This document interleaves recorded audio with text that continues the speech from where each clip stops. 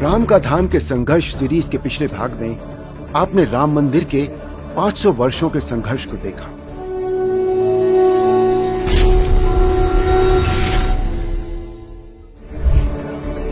आज हम प्रभु श्री राम के मंदिर के लिए स्वतंत्र भारत में लड़ी गई संघर्ष की सबसे बड़ी कहानी देखेंगे।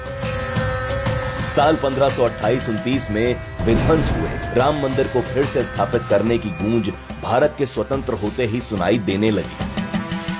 23 दिसंबर 1949 का वो दिन जब विवादित ढांचे में आधी रात को रामलला की मूर्तियां प्रकट हुईं। प्रशासन इससे पहले कुछ समझ पाता सैकड़ों लोगों की भीड़ रामलला के दर्शन करने के लिए उमड़ पड़ी। हालांकि तत्कालीन प्रधानमंत्री जवाहरलाल नेहरू ने मूर्तियां हटाने का आदेश जारी किया था, लेकिन उस समय फैजाबाद के तत्कालीन जिला मजिस्ट्रेट के नायर ने कांग्रेस सरकार के इस फैसले को मानने से इनकार कर दिया। नेहरू सरकार के फैसले को न मानने की कीमत के नायर को अपनी नौकरी खोकर चुकानी पड़ी।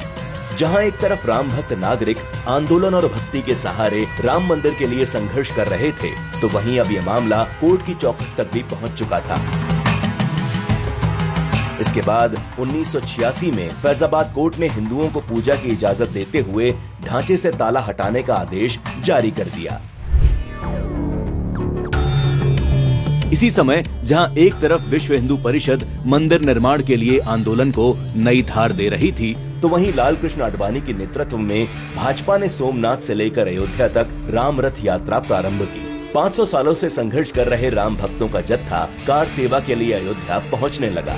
इसी दौरान राम का धाम बनाने को आतुर राम भक्तों पर साल 1990 में उत्तर प्रदेश की मुलायम सरकार ने गोली चलाने के आदेश दिए, जिसके बाद सरयू का पानी राम भक्तों के खून से लाल कर दिया गया। इसी पुलिसिया गोलीबारी में कोठारी बंधुओं सहित कई कार सेवकों की निर्मम हत्या कर दी गई। इसके बाद 6 दिसंबर 1992 को एक बार फिर कार सेवकों ने अयोध्या में कार सेवा की, जिसके बाद विवादित ढांचे को गिरा दिया गया। अगले करीब 30 साल तक ये मामला कोर्ट में चलता रहा और इस दौरान अयोध्या पर कभी आतंकी हमला हुआ तो कभी कांग्रेस ने राम सेतु मामले में राम के अस्तित्व को ही मानने से इनकार कर दिया। और आई फिर 30 सितंबर 2010 की तारीख, जब इलाहाबाद हाई कोर्ट की लखनऊ पीठ ने ऐतिहासिक फैसला सुनाया।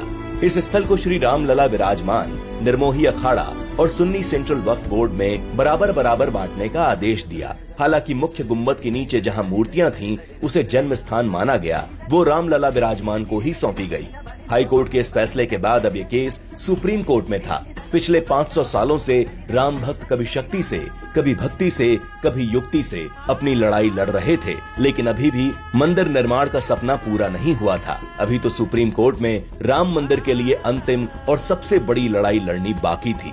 राम का धाम के संघर्ष सीरीज के अगले एपिसोड में हम बताएंगे कि न्याय के मंदिर में कैसे लड़ी गई राम के मंदिर की लड़ाई। तब तक के लिए जय श्री राम। राम राम राम